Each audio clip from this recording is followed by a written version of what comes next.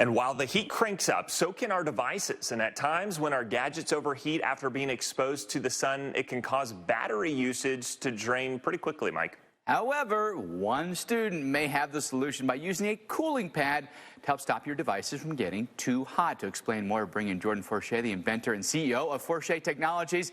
Thanks so much for being with us here, Jordan. How does this work? Because I think so many of us, especially in the summertime, have suffered from that phone being exposed to the sun. Next thing you know, it shuts off. Yeah. So really, it's quite simple. Imagine a mirror, but in the infrared spectrum. So this case right here, it's really simple. It looks like it's a normal case. It's durable, it's thin, and it's a brilliant white color.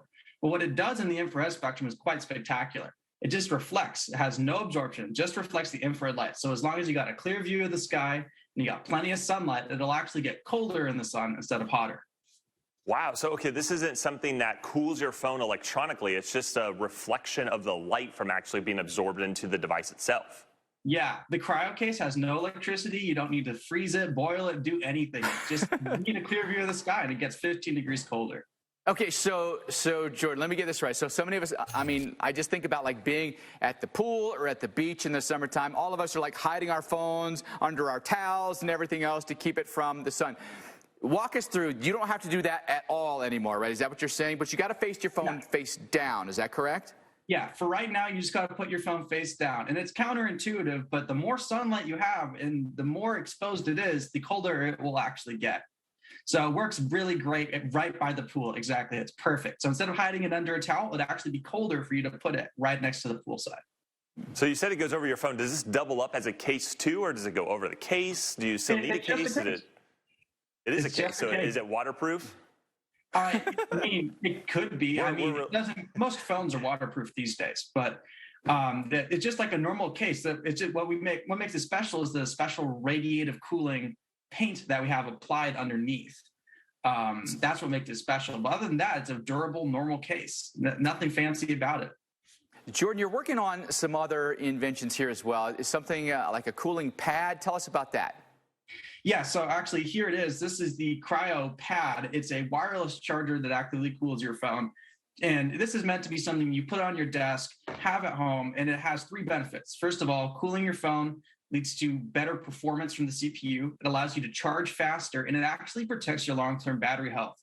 So one of the things that people don't know is that overheating phones really damage your battery in the long run. Your battery should last around 4 to 5 years, but instead it's only lasting around 1 to 2.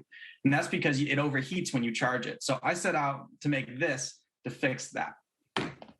That's awesome. You know, one of the things I find too, this is maybe hasn't been discovered yet. My battery drains a lot in the cold weather. Would this help at all then, or maybe switch the colors around? Is it protective against the cold at all?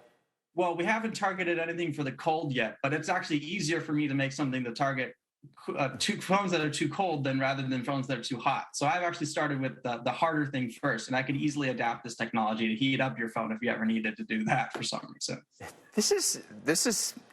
It seems so simple but so ingenious, right? So tell us how the reflective coating works. Are you using some sort of like nanotechnology, or what's the secret sauce here? Or can you tell us?